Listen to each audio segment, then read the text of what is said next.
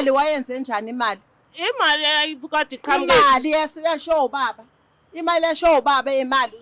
Kade iphume nami. Yaphuma uyebo yaphuma nawo wena oyazi imali. Njengoba ngikubizela Iyazelaphi imali? Kodwa ukuthi imali wazishonisaphi. Njengoba So, sifakekile ekhaya.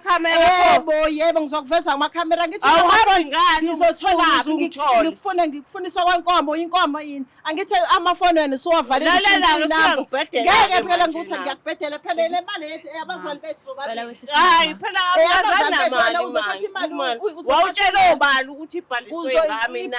Uyabonakala eThekwini ungasebenza uzuthenga imoto wena ungasebenza uzuthenga imoto kade kunemali esiyilindile ukuthi izophuma abangani bakho labo tsaka kubona ngithi uyavela wena emafonini utsaka wena unemoto ezinkulu unemoto ehamba nabafana ngiyayifuna imali ekhaya ziyahlupheka uzoyithola imali uzoyikhipha imali uzoyikhipha sisi imali uzoyikhipha uyangazi ikhona ngithi angithi uzoyikhipha ukuthi ngeke uzoyikhipha ngoba uyayazi ngeke uzoyikhipha ngoba uyayazi uthi ngeke uzoyikhipha ngoba uyayazi usazokhuluma iqiniso wena.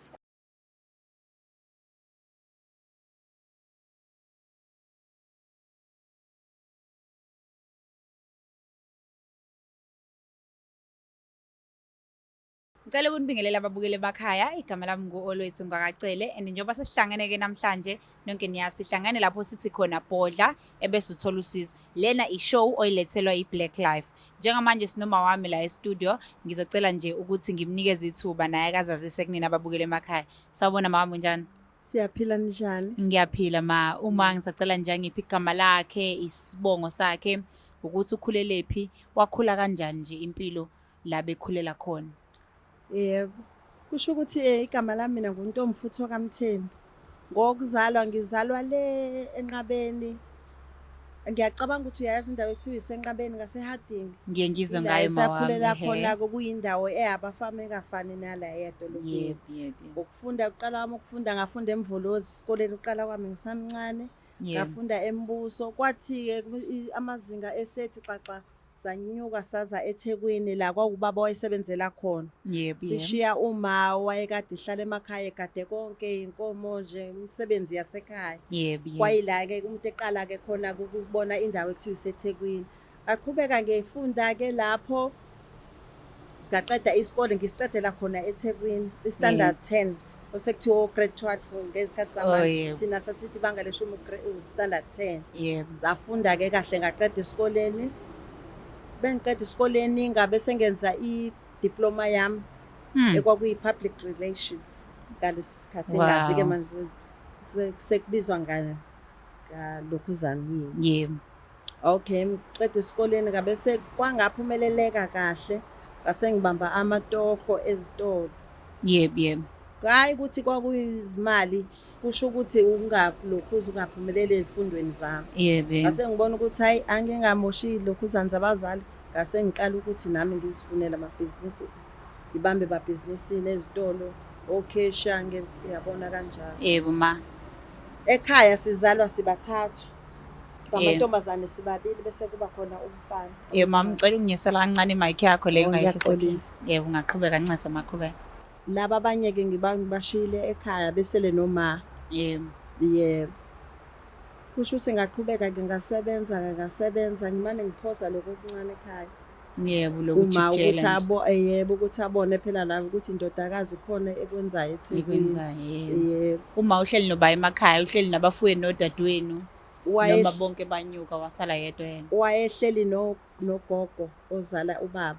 Yebo. Kanye nodadewethu omncane. Naye umfowethu lo omncane. Okay akunenkinga basaphila kodwa uma sewashona. Ngicela ngalokho ma. Mhlasimpe nje ake sithi uma ngisacela ake sichazele ukuthi uze ngani kwishow abhodle konke nje afisa ukukubhodla ukwamhlukumeza ongangokuthi uyizibona ewumuntu ongasafani nasekuqaleni kunenxebe lokhu limbambe njalo limbambele emuva. Kusho ukuthi ekushoneni kwamano kushona kwababa ngabona ukuthi ngisatohoza anginyuse udadewethu lo wayesele nomfowethu babuye beze ngapha. Yebo ma.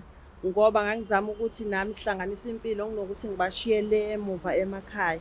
Yebo. Engibanyuseni kwabo beze ngalana-ke baqhubeka udadewethu-ke wathola naye ukuthi akwazi ukufunda. Ngebhadi umfowethu akazange athande ukuqhubeka nesikole, wayelokhu ezama ukuziphantela elokhu ebuye enze lezi zinto zokuhamba bentshontshe iy'moto, ebona ukuthi vele uma kusho ukuthi akasekho umuntu ongamlalela amshayela umthetho. Saqhubeka-ke sahlala nolokhuzana wami udadewethu. Uma ngabe sihleli naye base ngizwa ukuthi kanti ubaba njengoba wayekhona wakhona iy'mali ezaphuma. Ubaba wenamabhizinisi. Ubaba wayekade esebenza kahle evele enawo amabhizinisi kodwa ngingathi iplazi kahle hle. Kusho ukuthi wayemuntu ehlakaniphile ngoba wayekade edayisa iy'nkomo. Yebo. Iy'mali ezilokhuze ezithola ezibeka.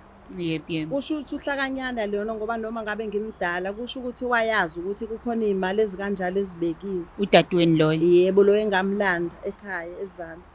Okay. Umfowethu-ke selenza lo bugebengu ngizwe kuthiwa ubonakala komlazi kolamuntu kuhamba nabalokhu. Yazi-ke ukuthi iy'ngane zabafana-ke azilokhuzeka azibambeke mase nje seziphumukile esandleni futhi wese abazali babekade bengasekho. Yebo mama. Yebo. Hayi siqhubeke ngithi ngiyezwa untombazane lona asephumile naye esikoleni usethole laba abangare. Ngithi mina hawu kusho ukuthi iy'mali sezaphuma yena bese yaqhamuka ngelinye ilanga athi hhayi akho imali eziphumile yena uzithandanela nabangare bamnikeza imali. Hhayi ngimbona ukuthi hhayi bo ngempela uphila kahle uma eqhamuka nje ukhombisa kahle ukuthi hhayi impilo iyaqhubeka. Kusho ukuthi ngelinye ilanga abese-ke ngiyezwa ukuthi hhayi bo unamanga ulokhuzana. Ikhona imali ephumile kuthiwa yayilokhuze ubaba wakho. Hhayi nangempela untombazane mesisedrobheni ngihlangane naye abuze ukuthi akukho yena usizo anginika lona ukuthi mina usizo olunjengani. Abuze kumina ukuthi empilweni kusho ukuthi wayeshaya unembe ezebona ukuthi hhayi ngiyasokola. Athi ene uzongifakela imali. Nangempela kube khona imadlana angifakele yona. Kusho ukuthi wayengibribe kahle ukuthi vele. Ngicela inyusi Mike kahle. Kusho ukuthi mhlampe iqiniso uzogcina selilokhuzile selibonakela ukuthi hawu imali zaphuma yena engasanginikezanga lutho. Wanginikeza-ke leyo mali wagcina ngalokho kanti vele kukhona umngani wakho ozobhodloka kuyena asho ukuthi hhayi bo yena waphunyelwa iy'mali kodwa wabona ukuthi thina sinomfowethu lo mncane asingasinikezi lutho. Neyikho-ke namhlanje ngithi cha ake ngize ngizobhodla ngimthole ngoba useyangibalekela wagcina ngaleyo madlana le wayekade enginikeze yona ethi angosho uma ngabe ngidinga usizo. Kusho ukuthi kwakufike nje lokho unembeza nokuthi phela hayi uyangibona ukuthi mina ngixakekile yena right. Wasethi akangikhohlise ngalokho angikhohlisa ngakho.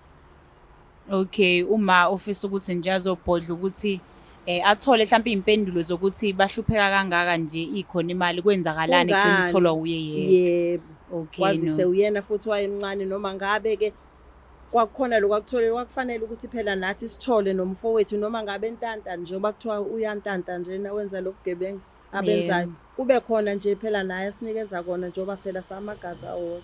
Mhlawumbe usola ngathi kube wathola le madlana mhlawumbe ngabe umfowenu akayibambi imoto. Mhlawumbe kuba wathola imali ngoba phela ukuya endaweni zokufunda kudingeka imali mhlawumbe wasola kona iy'mali ukuze abone ukuthi akathole imali esheshayo.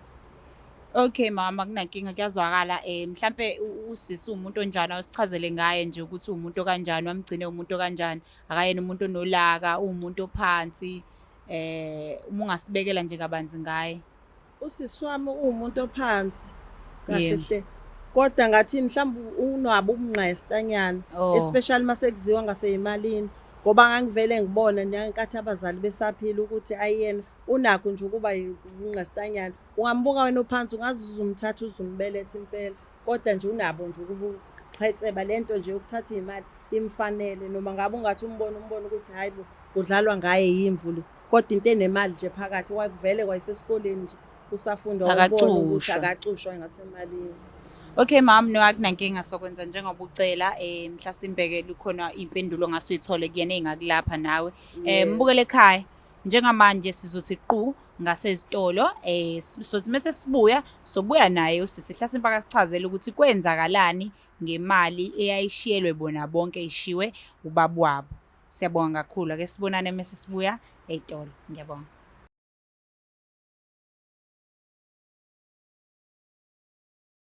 Uthando lumnandi luvutha malangabi lukidaza inhliziyo kubande kwamancane ujabule munaye kwizimpande zama-Africa Traditional Pharmacy sikwenzela izinto zabalula ukusondeza isithandwa sakho kunekhombo yomama itholakala ngo-600 kuphela uthenga okukodwa uthola okuhlanu mahhala kule khombo kukhona isikhafulo isibambelelo idliso iziwasho zamabhadi nezenhlanhla nogazi nenamathela nepin code ikhuphula istofu isibeke ku6 ezwe wena wedwa akubambele eduze angakuyeki kanti khona nekhombo yobaba la itholakala ngo-600 kuphela uthenga okukodwa uthola okuhlanu mahhala kule khombo kukhona isikhafulo isibambelelo idliso iziwasho zamabhadi nenhlanhla nogazi kanye nomvusankunzi ukhuphula ukuzethemba uqinisa idonki piri uqina umthetho endlini ezwe wena wedwa abambelele kuwo wedwa ukuze ufake i-order sibhalele ku-076 3498631 noma ku-062 2197748 noma usivakashele kwifamasi yethu ekshop number 87 kuQueen Street eThekwini izimpande zama-Afrika sisebenzisa amakhambi esintu ukulapha kudidiyelwe ongoti nezinjula buchopho kwezokulapha ngesintu ukuze silaphe wena.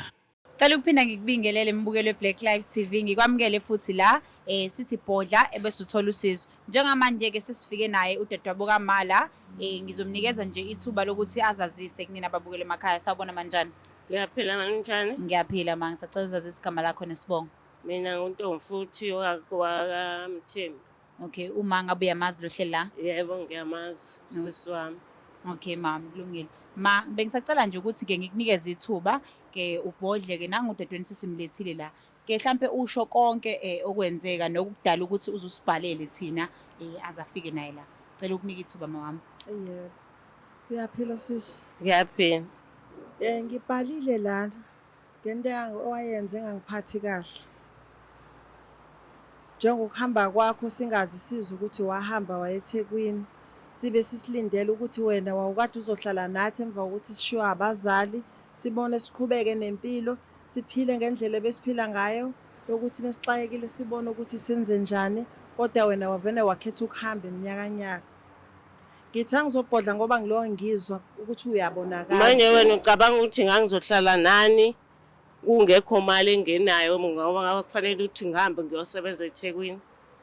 Imali eyizengena kanjani ngoba phela imali kuthiwa wena wazaphuma imali njengoba ubonakala eThekwini. Akho mali mina engazithola. Akho mali engazithola. Akho mali yaphuma. Ziphi imali? Ziphi imali zababa? Uma ngabe izingatholonga wena ziphi imali zababa? Akho mali ngithi ngiyakutshela akho mali engayithola. Imake lento aduzama ukuyenza uzama ukudayisa umuzi wabhajo ukuthi umuzi akho muzi engawudayisa mina. Ilalela ave ngizothi ngoba ngikhuluma ngento engiyaziyo ngikhuluma ngento engiyaziyo la usho ukuthi yonke leminyaka imali ayikwaziyo wena akho lutholwaziyo ima sonke lesikhathi usho ukuthi akaze kuphuma imali zababa akho mali zaphuma ngiyakutshela akho mali zaphuma umuzi lena bawuzama ukudayisa akho muzi engawudayisa mina ubugebengu vele uyabuthanda wena wazi ukuthi umuzi wawenzani shuthi mina ngoba akho muzi engawudayisa ngithi sohlala phithine nomfowethu ngangizodayisa umuzi ngithi ziphi imali ziphi imali akho mali zaphuma uyavuma kodwa ukuthi imali zaphuma azikho imali zaphuma untombi umngani wakho wena uthi lapha udla imali wena uthi wavuma kuyena ukuthi imali zaphuma imali zababa phela mina lapha eThekwini uqamba amanga uthi abantu bangareka imali zababa lutho ke tani iyaphuma imali uyabona ukuthi namanje uyangingizwa uyaphuma imali phela bengithandana nabafana abancane mina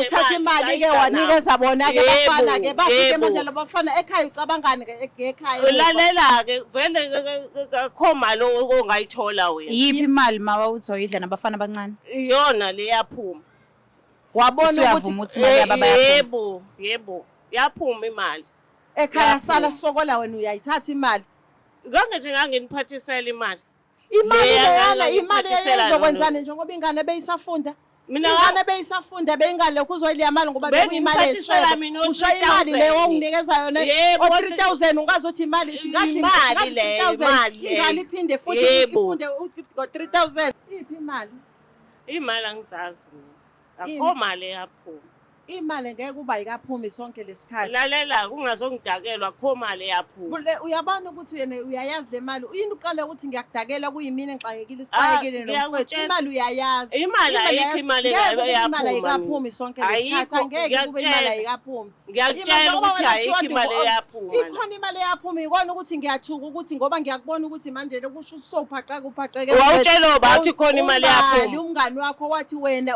ndizethekwini uhamba ngeemoto wena. Hawu ungazongidakela wena ngiyakutshela ayikho imali imali uzoyikhipha ngempama phela ngeke uyayazi wona le ngoba kho mali uzosakazelana imali uma ngabe ngiyazi imali imali khona iphi imali akho mali yaphuma. Wawushiyelane ekhaya Ngithi ngakutshela ngiyahamba ngiyosebenza ngoba wawubona ukuthi imali isiphumile. Akho mali yaphuma ngithi ngiyakutshela. Yima nje ngoba uhlala eThekwini ke uhlala ngani ke uhlalaphi? Ngiyasebenza. Usebenzaphi? Ngizwelana ukuthi ngisebenzaphi. Cha ngifuna ukwazi ngoba ngifuna ukwazi imali engasekhaya. Uhlala kuphi? Ngiqashile. Imali wayenze njani? Imali wayenze njani imali? Imali ayivukade iqhamuke. Imali yasho ubaba. Imali yasho ubaba imali. Yekade iphume nami. Yaphuma uyebo yaphuma nawo wena oyazi imali. Ngizoba ngikubizela ngiyazela imali ukuthi imali wazishonisaphi njengoba sixakekile ekhaya. Yebo ngizokuveza amakhamera ngithi ngizothola ngikufunisa kwenkomo inkomo yini angithi amafoni wena suwavalile ngeke phela ngikuthi ngiyakubhedela phela le mali yethi abazali bethu zobabili. Hayi phela abazali mali wawutshela ubani ukuthi ibhaliswe ngami na. Uyabonakala eThekwini ungasebenza uzuthenga imoto wena ungasebenza uzuthenga imoto kade kunemali silindile ukuthi izophuma. Abangani bakho labo tsaka kubona ngithi uyavela wena emafonini utsaka wena unemoto ezinkulu unemoto ehamba nabafana ngiyayifuna imali ekhaya ziyahlupheka uzoyikhipha imali uzoyikhipha uyayazi ikhona angithi uzoyikhipha ukuthi ngeke uzoyikhipha ngoba uyayazi ngeke uzoyikhipha ngoba uyayazi uthi ngeke uzoyikhipha ngoba uyayazi usazokhuluma iqiniso wena yabona nje ubuhlezi ubaleka amafonini nje yabona njengoba usungifezela amakhamera nje wangahamba uzobalekela khona lokho sengivezile emakhamereni akho mali uthi njengoba sengiveze amakhamereni kuba ngivezanga amakhamereni ngabe uyayikhipha imali phela ngiyasebenza. Cela ukubuza imali lezi okuthiwa bunazo imoto nakho wonke umcebo bekuthiwa bunawo kwenzakalani wakade uqhamuke kanjani? Umcebo imali so umuntu obeneyimoto etsaka emafonini nakho konke lokho ngifisa ukwazi ukuthi leyo mali wawusebenzaphi wawuyithathaphi? Akho mali ngiyaziyo. Awukazi waba nemoto? Hayi awukazi ube umuntu nje wama-weave mhlampe izinto ey'bizayo?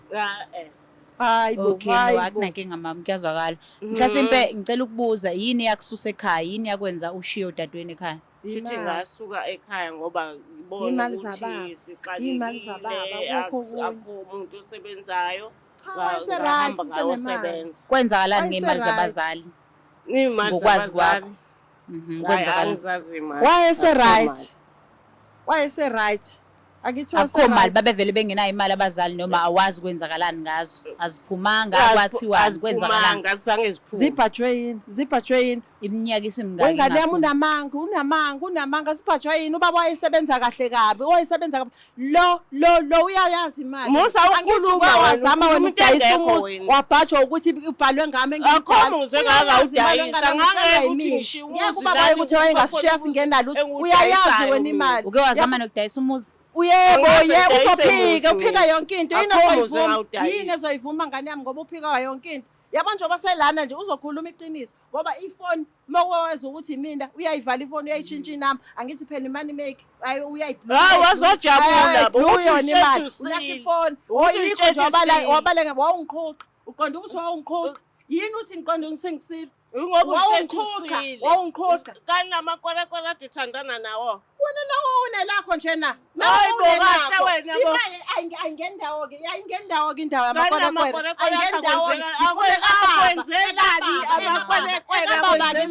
akwenzelani amakwelakwela ishiye-ke amakwela ngifuneka baba wami njengoba uthi imali awuyazi awukazi uyazi indaba yemali ukuthi kwenzakalani mhlawumbe nginganjani ukuthi-ke zizame ukuthola abaseshi njenge-Black Life TV mhlasimpe abazolandelela ukuthi kwenzakalani ngemali kababa. Uqinisekisa ukuthi ngempela akukho kwaziyo ngalokho, akukho ongagcine kukubophisa ngalokho okushoyo njengamanje. Kungasiza ke lokho, kungasiza ke nje lokho. Ngathini Number one lizophuma iqiniso. Imali wasiza wengane Iyaphuma. singadloli izwaniki apha mangam Ehlisa umoya ma. seyaphuma Ehlisa futhi umoya, kokusiza ngiyacela. yazi kokusiza ukuthi sakhona Kuthini-ke kuwena imali Apha abazali mangami. imiphuma abantu bakweni behlupheka? Unkosi Ubazile ukuthi bashiye Awe, bengasebenzi ma. bengena Uma income, layelele kusho wena khona. lokho. waze Kuthini? walizala Ubanika iqhethele. malini? Awu. nami ngane yami Hayibo. ngithandela abafana abancane. Hayibo. Abafana abancane Abo babangijimela. ngizwiseni. Imali wasuyidla nabafana abancane. Ngizwisele. Umfowenu buwazi ukuthi usengena ebugebengweni ngenxa yehlupheko esekhaya. Hayi bengazi Ngemali kodwa kaba. nje imali Ngemali kabani. bengaphathisela le incane. Uyasho Ngibaphathisele encane sibabili ngibaphathisele ingane le efundayo Kuzokusiza Lomncane. ukuthi uthule. ayikho into ezongisiza ayikho into ezongisiza sokhuluma nengane thina ekhaya uzoyikhipha ke shame nje abantu basoyivuma Imali ukuthi khona isakhona ekhona noma wayidla Ikhona. nabafana abancane yonke. izoba khona Ngane yami Izoba engayenzela khona. mhlawumbe umsebenzi. hayibo Mhlawumbe ngiyalingwa ngisahlale yini Sasingakwazi ukuthi siphile Hayibo. ngayo nje. imali Njengamanje Awe, usuyasibona ma. isidingo sokuthi nemisebenzi efuze ngabe wayenza. hayibo Yebo. umethe encane Ungasibona isidingo. umethe encane hayibo Futhi nami nje bekhona Ah, lokho wema, bekukhona ngiyalisaba mhlawumbe ithe, nje uma mhlawumbe kuyithe. nalabafana laba Hayibo. Uzizwa unjani Hayibo, owabhekelela ngesikhathi nawe semncane wabuya Sisala nanosukana siyapatanisa, emakhaya siyaxakeka, uzananithi. Uzizwa unjani mebalisa kanje ngenxa Ngabafana yesenzo sakho abancane. nabafana abancane? wema wejesu apha amaphilisi Hayi. i-BP wema Nxese mama ngicela uzame ukuphuza amanzi. hayibo Ngiyacela. wengane hayibo uthini khona sele encane uthi sele encane Ngicela uphuze isele amanzi, encane ma, ngicela uphuze amanzi. uthi sele encane Ngicela uphuze amanzi. Uzizwa kanjani-ke udadweni? usuyavuma manje ukuthi khona esele usuyavuma ukuthi khona esele Hayi. Kona ngathi nje Cela wehlise wona umoya. phela Cela wehlise umoya ma. angizwa le Wehlise umoya. ma. angizwa mina lento ukuthi Wehlise asa umoya. ngiyikhona khona khona ukudideka ngane yami Hawu. ukuthi udideke nje udideke nje ubone ukuthi uyayudideka. Uyabona ukuthi Udidwa udadweni yini? uyalidinga Udidwa uxolo, yini uyabona kodwa? ukuthi udadweni uyadinga Hayibo. ukulapheka njengamanje. enkosi Uyabona ubuhlungu udideke obuzwise bona. uzudideka nangemali yabazali hayibo Kwenziwa enkosi njani-ke mekunje? Uyalibona Angizwa iphutha, uyayibona mina. indawo ethi kumele ngabe uyaxolisa Ngizwa. noma cha? kona iqiniso bengilifuna kodwa masevuma ukuthi khona Ngeke Bengingakholwa. ngize ngixolise nje bengingakholwa Ngeke uze ukwazi ukuxolisa yazi njengamanje bengilifuna lona ngeziphi iqiniso izathu? kodwa ngikholwa ngathi ngiyaphupha methi zaphuma Iziphi izathu ezenza ukuthi ngeke Zabafana. uze ukwazi ukuxolisa? ukuthi abafana abancane Kona ke sengiyakona khona ukuyisola. Sengiyakwazi sengiyakhona ukuthi ngiyayisola manje. awe ma Cela uxolise. Hayi. Ngeke. Olama uxolo. Ingane yama yomfana wawungasathathi ke lo mbali ukuthathe kwethu uyidla nengane ingane yamale yomfana ikuphi manje khona ikuphi kona nje ubudla imali Ngiyaxolisa. phela ubona ngathi yinhle lento yenziwe ubona ngathi yinhle lento awukukho ukuzisola ingane kamanje ngoba ingayazi nje wena udla imali ugunya wedwa ingane thina silambile kodwa yazibona kodwa ukuthi unjani Phela manje sengiyayisola nami sengiyaxolisa. Ibona uxolisa nini njengoba bokade ungatholakali ngize ngasiza abantu baka Black Life ukuzuzube la angithi wena ubuhambela kude nje inini labo bona khona ukuthi uzoqhamuka uzokhuluma iqiniso bobona ukuthi uzozufike nini boyoxolisa nini ukuba mina ngisukumanga ngafuna ukubhodla boyoze ngempela ukuthi uze nini kumina Ay sisi. Njengamanje nje akukho kuhle. Hayi Udadewenu ngeke. umdala lo. Hayi, Uqala ngifunga yena kwenu malifo. Njengoba njengamanje kudingeka ukuthi uzame Ngeke. ukuthi Hayi. Ayibo ngiyavuma. Angazi Hayi, ukuthi isiphisalele engakunika Yazi ukuthi ulungise bengifuna ukuza kodwa bengithi mhlambe uzoshenye into masekhuluma indaba ukuthi wayidla nabafana uthi uzoyidla nabafana imali babayisebenze kanzima wayidla kuyaphambili. sixakekile Ngicela umnikeze ithuba mhlawumbe khona azosinika kona njengamanje. Senze njani ke ukusuka la kuyaphambili njengamanje? hayi Ngicabanga njengoba ngichaza njengane yami ukuthi zikhona izimali ezikhona. esingakanani ngiyacabanga ukuthi mhlambe ukhona u1 million. Hayi unamanga ukhohlisa thina. Emva wonke ke lo monakalo mawusuwenzakalile ngokwakho ukubuka ucabanga ukuthi singayenza kanjani lento ukuthi ilunge nibuyisane nodadewenu ngoba njengamanje umone kakhulu side lesisikhathi lesi elamba ehlupheka ekubeni izimali zikhona. Ngicela nje ukuzwa ngawo ukuthi iyiphi indlela ongalekelela ngayo udadewenu ukuthi aphole mhlawumbe kuthobekela amanxeba ukuthi usehluphe isikhathi esingaka wena ubudla imali yabazali benu. Shuthi ngicabanga ukuthi njengane yami nje ukuthi ngenzwa umsebenzi naye ngimnikeze ingxenye yakhe. Angithi uyakhumbula ukuthi khona nomfowenu osangena ebugebengweni. Naye shuthi uzothola naye ingxenye yakhe ubhuti wami lo. Sizothola ingxenye kanti imalini eyiphumile lokhu kusana. Imalini eyiphumile ekhishwe nje ukuthi imali wayithola. Imalini ingxenye? Imali eyayiphumile u500,000. Hawu. 500,000 manje. Wabaleka nayo yonke. Wabaleka 250,000.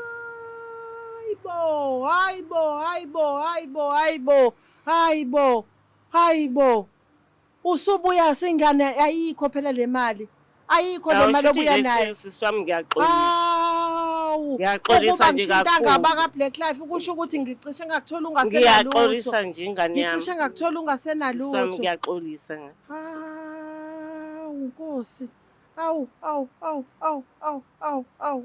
Uyabona kule mali othi sisele. Awusenalutho wena. Awusenalutho usuyiququdile imali. Ngendlela usuyiququdile yonke imali. Ngendlela engixolisa ngayo noma ngabe ngisasala nalutho. Uyazi ukuthi kusenemsebenzi kufanele yenziwe. Uyayazi ukuthi kusenemsebenzi kufanele yenziwe kamane kababa kuyona le mali lena. Sengiyayisola. Nkosi. Hayi ngiyakuvuma sisi. Hayi wawukhona. Wayidla imali. Wayidla uthi uyasho nabafana. Ongitshele nje kule mali engaka kusafanele kwenziwe imisebenzi. Ingane yasekhaya yona yomfana. Ingane yomfana yasekhaya. Iphi? Ngizoyithola kanjani? Ukuze izoza lamanyala lawo usuwenzile. Uzoyifuna ke sisi. Uzongisiza nje ungifunele yona. Ngoba kumele uzoxolisa kuyona nakuyona phela ungaxolisi mina ngedwa. Le mali kwangayona eyakho wedwa, kwangayona eyethu sobabili. Naye iyadingeka ukuthi ilizwe uxolo lakho. Uzoyifuna ingane kama, uzoyifuna. Uzotsho ukuthi wena imali soyidlile njengoba usho nje ukuthi wawuyidla nabafana abancane. Sobuya no250 ongazi ukuthi u250 esizowenzani. Awusenamali into ekufanele uyikhumbule ke kule mali. Awusenamali nje kule mali. Ingane ngizoyifuna. Okusiza. Kulungile ingane.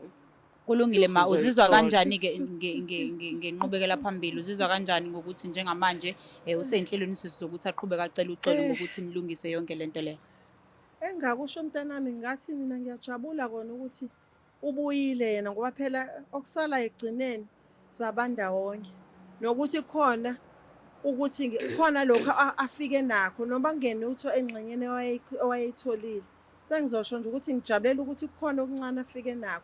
Wakuveza nokuthi mhlawumbe ngithi baka Black Life bathi bamthole esehlala le ebridgini engasenalutho nje ngoba phela sisamele ukwenza imisebenzi njoba abazali bengasekho kumele kubuyiswe kwenziwe yonke imisebenzi efanele. Siyabonga kakhulu siyabonga nawe ukuthi ufike ukuthi bekanye nathi la sethemba ukuthi uzosebenza ngokuyimisela ekuthenini ulekelele udadewenu omdala ukuthi aphole uma amanxeba nithole nomfowenu nibuyele nibumndeni nokuthula ngoba ngikholwa ukuthi abazali abekhona abayijabulile lento alabekhona yebo. Mbukelo Black Life TV siyabonga kakhulu ukuthi uhlale nathi uhlelweni lapho sithi bodla bese uthola usizo. Sikholwa ukuthi uma ulitholile usizo ngokuthi udadewabo useze walivuma iqiniso kwaze kwaba ukuthi ke leyo madlana ekhona esalile bazolilekelelana ukuthi balungise ezinye izinto ezidinga ukulungiswa. Kusho ukuthi iqinisiwe ngempela mekuthiwa imali ingawuhlakaza umndeni. Buyele ekhaya ngicela ungakhohlwa ukuthi usubscribe, ulike, ucomment. Imbono yakho lapho kuma comments ibaluleke kakhulu. Mina ke Nkosi yami intokazi kaMandosi isicela ukuvalelisa ngiyabonga kakhulu. Black Life Traditional Pharmacy izimpande zama-Afrika Sikulethela konke ongakudinga. Sisebenzisa imvelo ukukulapha, sididiyele izimpande, kwahlanganiswa ongoti abahamba phambili kwezokulapha ngesintu. Senzela wena. Sikhona isikhafula sokubuyisa isithandwa sakho, ukuthola umsebenzi, ubuyisa umuntu wakini owaduka. Sikhona neziwasho. Sikhona isiwasho sokugeza isichitho, ube nogazi, uthandeke ebantwini, ukususa amathunzi amnyama, nokuvula izinto zakho ziqale phansi abantu bakuthande. Siyabasiza nomama uma unenkinga umhlume, ama-ulcer, i-cancer, i-BP, ushukela, ama-fibros, uvule nesibeletho ukuzothola abantwana. Siyabasiza nosisi ukukhuphula isitofu sibeke ku-6, indoda ikuthande kakhulu izikuphi imali. Nobaba sebasiza ukuqinisa idonkipiri, umthetho uqine endlini. Wenza umuntu wakhe athande wena wedwa, alangazelele wena wedwa futhi, uphinde uvikele umkakho. Woza kithi e-pharmacy, e-Black Life Traditional Pharmacy.